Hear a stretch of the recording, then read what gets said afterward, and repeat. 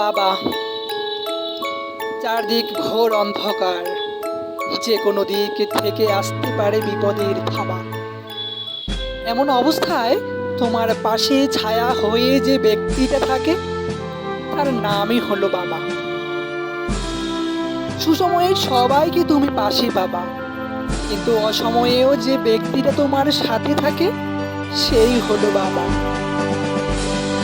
রাস্তাঘাট দেখে সাবধানে যেও, ভালো গাড়িতে উঠিও, আর পৌঁছে একটা কল করবা।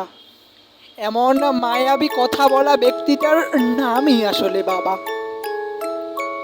তোমাদের বাবারা হয়তো স্যুট কোট টাই পরে ভালো ভালো গাড়িতে চড়ে, কিন্তু আমার বাবা ধুতি আর সাধারণ শার্ট পরতেই পছন্দ করে।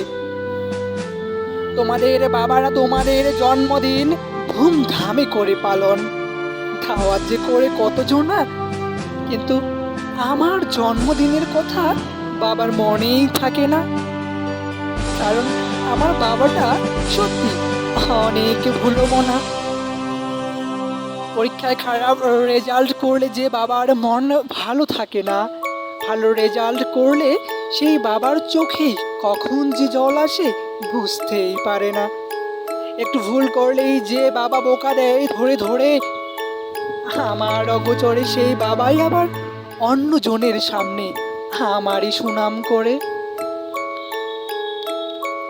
বাবা মানেই মায়া, বাবা মানেই বটবৃক্ষের ছায়া।